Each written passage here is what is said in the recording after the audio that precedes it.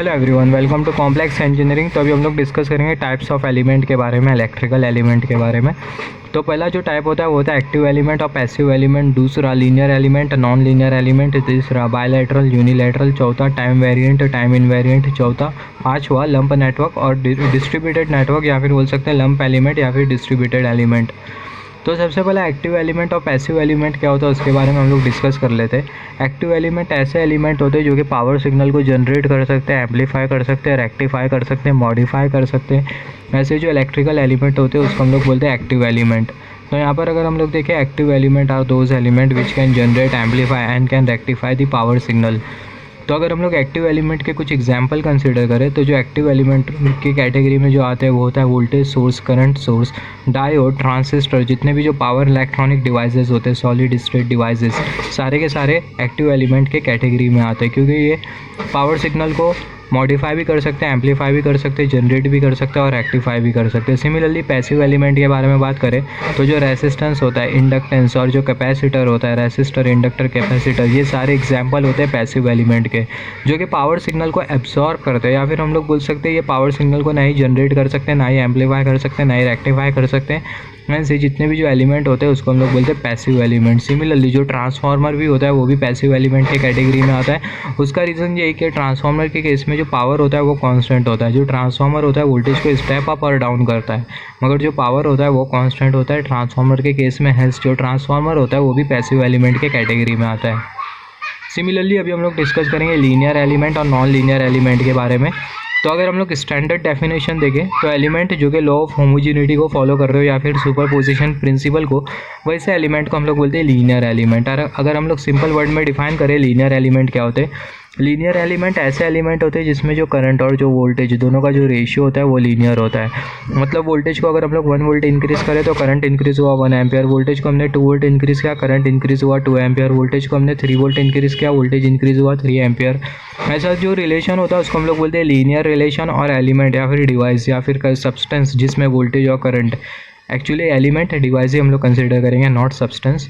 तो एलिमेंट या फिर डिवाइस जिसमें वोल्टेज और करंट दोनों के बीच का लीनियर रिलेशन होता है, तो वैसे जो एलिमेंट होते हैं उसको हम लोग बोलते हैं लीनियर एलिमेंट। तो अगर वोल्टेज और करंट दोनों के बीच का अगर लीनियर रिलेशन होता है तो उस केस में हमें एक स्ट्रेट लाइन मिलती है जो कि ओरिजिन से पास हो रही होती है, जो कि हमने डिस्कस किया था रेसिस्टेंस और लीनियरिटी के वीडियो में।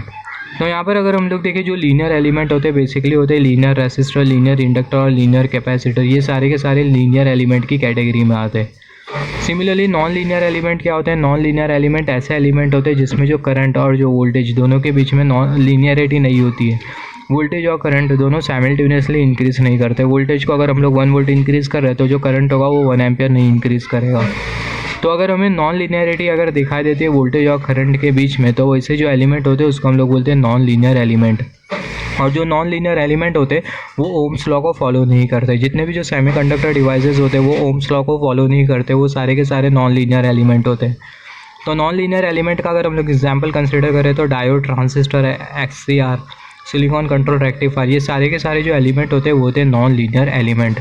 तो अगर हम लोग नॉन लीनियर एलिमेंट कंसिडर करें तो जो वोल्टेज और करंट है दोनों के बीच में लीनियरिटी नहीं मिलेगी। हैंस ये जो ग्राफ होगा वो कुछ इस तरीके से कर्व ग्राफ होगा, स्ट्रेट ग्राफ हमें नहीं मिलेगा। तो यहाँ पर हमने डिस्कस किया लीनियर एलिमेंट और नॉन लीनियर एलिमेंट के बारे में। अभी हम लोग डिस्कस करेंगे यूनिलैटरल एलिमेंट और बायलैटरल एलिमेंट के बारे में। तो बायलैटरल एलिमेंट एक ऐसा एलिमेंट होता है, या फिर बोल सकते हैं बायलैटरल एलिमेंट वो एलिमेंट होते हैं जिसमें जो ग्राफिकल जो पैटर्न मिलता है हमें पॉजिटिव एक्सिस और नेगेटिव एक्सिस पर वो सेम मिलता है पोलैरिटी चेंज करने के बाद भी। मतलब समझेंगे, या फिर ऐसा भी बोल सकते हैं दूसरा स्टेटमेंट बायलैटरल एलिमेंट का कुछ इस तरीके से होता है। बायलैटरल एलिमेंट ऐसे एलिमेंट होते हैं जो कि सेम इम्पीडेंस ऑफर करते हैं करंट को, जब अगर हम लोग पोलैरिटी चेंज कर दे उसके बाद भी। फॉर एग्जांपल यहाँ पर अगर हम लोग देखें बायलैटरल एलिमेंट में हमें कंसीडर क्या करना है, पॉजिटिव एक्सिस और नेगेटिव एक्सिस, ग्राफ के पॉजिटिव एक्सिस और नेगेटिव एक्सिस पर अगर हमें ग्राफिकल पैटर्न सेम मिल रहा है तो उस केस में वैसे जो एलिमेंट हो गए वो बायलैटरल एलिमेंट हो गए। भले से हमें एक स्ट्रेट लाइन नहीं मिले तो भी चलेगा, मगर पॉजिटिव एक्सिस और नेगेटिव एक्सिस पर जो ग्राफिकल पैटर्न होना चाहिए वो सेम होना चाहिए। फॉर एग्जांपल यहाँ पर अगर हम लोग देखें, यहाँ पर हमने एक एग्जांपल कंसीडर किया है, ये पॉजिटिव एक्सिस और नेगेटिव एक्सिस पर हमें जो ग्राफिकल पैटर्न मिल रहा है वो सेम मिल रहा है। ये पॉजिटिव एक्स एक्सिस और वाई एक्सिस, ये नेगेटिव एक्स एक्सिस और वाई एक्सिस। तो पॉजिटिव एक्सिस और नेगेटिव एक्सिस पर हमें जो ग्राफिकल पैटर्न मिल रहा है वो सेम मिल रहा है। हैंस जिस भी एलिमेंट का ये ग्राफ है वो जो पर्टिकुलर जो एलिमेंट होगा वो होगा बायलैटरल एलिमेंट। तो एग्जाम्पल कंसीडर कर लेते हैं। यहाँ पर हमने कंसीडर किया ये रेसिस्टर के अक्रॉस हमने कनेक्ट किया ये है पोटेंशियल डिफरेंस, तो जिसके वजह से होगा क्या है, पूरे सर्किट में फ्लो करेगा करंट, और करंट के फ्लो का जो डायरेक्शन होगा वो होगा क्लॉकवाइज डायरेक्शन। तो हमने प्लॉट किया वोल्टेज और करंट दोनों के बीच का ग्राफ, तो हमें उस केस में एक स्ट्रेट लाइन मिलती है जो कि ओरिजिन से पास हो रही होती है। फिर उसके बाद हमने क्या किया, जो पोलैरिटी होती है वोल्टेज की उसको हम लोग चेंज करते थे, जिसकी वजह से जो करंट का जो फ्लो होता है वो अपोजिट डायरेक्शन में होता है और जो करंट होता है वो एंटी क्लॉकवाइज डायरेक्शन में फ्लो करने लगता है।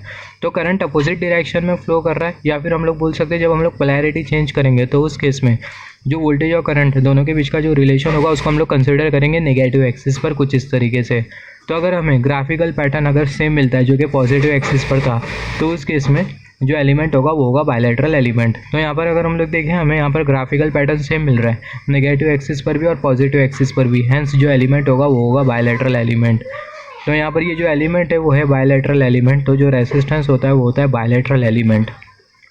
लीनियर रेसिस्टेंस के बारे में बात कर रहे हैं, लीनियर रेसिस्टर एग्जाम्पल होता है बायलैटरल एलिमेंट का। सिमिलरली यहाँ पर अगर हम लोग देखें बायलैटरल एलिमेंट के और बहुत से एग्जाम्पल होते हैं, ट्रायक बोल के डायक बोल के एक पावर इलेक्ट्रॉनिक डिवाइस होता है, सिमिलरली ट्रायक बोल के पावर इलेक्ट्रॉनिक डिवाइस होता है, उसमें भी हमें जो ग्राफिकल पैटर्न मिलता है वो सेम मिलता है, हैंस वो जो डिवाइसेस हो गए उसको हम लोग बोल सकते हैं बायलैटरल डिवाइसेस। सिमिलरली यहाँ पर अगर हम लोग देखें अगर हमें पॉजिटिव एक्सिस में कुछ इस तरीके से अगर हमें ग्राफिकल पैटर्न मिल रहा है और नेगेटिव एक्सिस में अगर हमें कुछ इस तरीके से ग्राफिकल पैटर्न मिल रहा है, तो यहाँ पर ये बहुत हद तक के क्लियर है कि अगर हम लोग देखें जो नेगेटिव एक्सिस है वहाँ पर जो ग्राफिकल पैटर्न है वो अलग है, और यहाँ पर ये जो पॉजिटिव एक्सिस है यहाँ पर ग्राफिकल पैटर्न अलग है। तो यहाँ पर अगर हम लोग देखें ये जो जिस भी एलिमेंट का ये ग्राफ है वो जो एलिमेंट होगा वो होगा यूनिलैटरल एलिमेंट। सिमिलरली यहाँ पर अगर हम लोग देखें यहाँ पर पॉजिटिव एक्सिस और नेगेटिव एक्सिस पर हमें सेम ग्राफिकल पैटर्न मिल रहा है, तो पॉजिटिव एक्सिस और नेगेटिव एक्सिस पर अगर हमें सेम ग्राफिकल पैटर्न मिल रहा है तो जो एलिमेंट होगा वो होगा बायलैटरल एलिमेंट। सिमिलरली यहाँ पर भी अगर हम लोग देखें पॉजिटिव एक्सिस और नेगेटिव एक्सिस में हमें सेम ग्राफिकल पैटर्न मिल रहा है, तो जो एलिमेंट है वो है बायलैटरल एलिमेंट। भले से हमें स्ट्रेट लाइन ओरिजिन से पास हो रही हो, अगर वैसा अगर हमें पैटर्न नहीं भी मिलता है तो भी चलेगा। सिमिलरली यहाँ पर अगर हम लोग देखें पॉजिटिव एक्सिस पर अलग ग्राफिकल पैटर्न है, नेगेटिव एक्सिस पर अलग ग्राफिकल पैटर्न है, हैंस जो एलिमेंट होगा वो होगा यूनिलैटरल एलिमेंट। तो यहाँ पर हमने डिस्कस किया एलिमेंट, यहाँ पर हमने डिस्कस किया बायलैटरल एलिमेंट और यूनिलैटरल एलिमेंट क्या होता है। बायलैटरल एलिमेंट वो एलिमेंट होता है जिसमें जो ग्राफिकल पैटर्न मिलता है वो बायलैटरल एलिमेंट का जो ग्राफिकल पैटर्न मिलता है वोल्टेज और करंट के बीच का पॉजिटिव एक्सिस पर और नेगेटिव एक्सिस पर वो सेम होता है, सिमेट्रिकल होते हैं। तो यहाँ पर अगर हम लोग देखें हमें सिमेट्रिकल ग्राफिकल पैटर्न मिलता है पोलैरिटी चेंज करने के बाद बायलैटरल एलिमेंट के केस में, और हमें नॉन सिमेट्रिकल पैटर्न मिलता है यूनिलैटरल एलिमेंट के केस में। तो हम लोग ऐसा भी बोल सकते हैं बायलैटरल एलिमेंट का मतलब क्या होता है, element which can offer same impedance and resistance after polarity change is called as the bilateral element. Element जो कि सेम इम्पीडेंस और रेसिस्टेंस ऑफर करते हो पोलैरिटी चेंज होने के बाद भी, तो वैसे जो एलिमेंट होते हैं उसको हम लोग बोलते हैं बायलैटरल एलिमेंट। सिमिलरली अभी हम लोग डिस्कस करेंगे टाइम वेरिएंट और टाइम इनवेरिएंट सिस्टम के बारे में, या फिर टाइम वेरिएंट और टाइम इनवेरिएंट एलिमेंट के बारे में। तो यहाँ पर हमने कंसीडर किया ये एक इलेक्ट्रिक सिस्टम जिसको हमने 4 वाट पावर दिया, ये आउटपुट में हमें देता है 3 वाट पावर। सिमिलरली दूसरे दिन ये इलेक्ट्रिकल सिस्टम को हमने 4 वाट पावर दिया, ये आउटपुट में हमें देता है 2 वाट पावर। सिमिलरली तीसरे दिन हमने ये सिस्टम को हमने दिया 4 वाट पावर, आउटपुट में हमें देता है ये 1 वाट पावर। तो यहाँ पर अगर हम लोग देखें पहले दिन में ये हमें दे रहा है 3 वाट पावर, दूसरे दिन में हमें दे रहा है 2 वाट पावर, तीसरे दिन में दे रहा है हमें 1 वाट पावर आउटपुट में। तो यहाँ पर अगर हम लोग देखें जो पावर आउटपुट है वो टाइम के रेस्पेक्ट में वेरी कर रही है, हैंस ये जो इलेक्ट्रिकल सिस्टम है वो टाइम वेरिएंट सिस्टम है, क्योंकि इलेक्ट्रिकल सिस्टम का जो आउटपुट है वो टाइम के रेस्पेक्ट में वेरी कर रहा है, हैंस ये जो सिस्टम होगा इसको हम लोग बोलेंगे time variant system. System is varying with respect to time, hence the system is time variant system. तो अगर सिस्टम का आउटपुट या फिर अगर सिस्टम का बिहेवियर अगर टाइम के रेस्पेक्ट में अगर वेरी करता है तो वैसा जो सिस्टम होता है उसको हम लोग बोलते हैं टाइम वेरिएंट सिस्टम। अगर ये पावर आउटपुट अगर कांस्टेंट होता तो उस केस में हम लोग बोलते हैं जो सिस्टम है वो है टाइम इनवेरिएंट सिस्टम। तो सिंपल है एकदम, अगर सिस्टम का आउटपुट अगर टाइम के रेस्पेक्ट में या फिर सिस्टम का रिस्पॉन्स अगर टाइम के रेस्पेक्ट में वेरी कर रहा है तो उस केस में जो सिस्टम होगा वो होगा टाइम वेरिएंट सिस्टम। अगर सिस्टम का रिस्पॉन्स टाइम के रेस्पेक्ट में वेरी नहीं कर रहा है तो उस केस में जो सिस्टम होगा वो टाइम इनवेरिएंट सिस्टम होगा। सिमिलरली अभी हम लोग बात करेंगे लंप नेटवर्क और डिस्ट्रीब्यूटेड नेटवर्क के बारे में, या फिर बोल सकते हैं लंप सिस्टम या फिर डिस्ट्रीब्यूटेड सिस्टम के बारे में। तो network in which resistance and capacitance inductance is separated by distance is called as the distributed network. तो डिस्ट्रीब्यूटेड नेटवर्क ऐसा नेटवर्क होता है जिसमें जो रेसिस्टेंस, कैपेसिटेंस और जो इंडक्टेंस होता है वो सेपरेटेड होता है एक पर्टिकुलर डिस्टेंस से। तो यहाँ पर अगर हम लोग देखें रेसिस्टेंस, कैपेसिटेंस और जो इंडक्टेंस वो सेपरेटेड है एक डिस्टेंस से। सिमिलरली अभी अगर हम लोग बात करें लंप नेटवर्क का मतलब क्या होता है, लंप नेटवर्क ऐसा नेटवर्क होता है जिसमें रेसिस्टेंस, कैपेसिटेंस और जो इंडक्टेंस है उसको हम लोग सेपरेट नहीं कर सकते, वैसा जो नेटवर्क होता है उसको हम लोग बोलते हैं लंप नेटवर्क। तो यहाँ पर अगर हम लोग देखें network in which resistance, inductance and capacitance is concentrated in a very small space और can not be separated is called as lump network. For example अगर हम लोग कंसिडर करें रेसिस्टेंस, कैपेसिटेंस और इंडक्टेंस तीनों एक छोटे से स्पेस में कंसंट्रेटेड है, तो ऐसा जो नेटवर्क होता है इसको हम लोग बोलते हैं लंप नेटवर्क। और ये कहाँ पर कंसंट्रेटेड है, ये करंट कैरिंग कंडक्टर का केस है।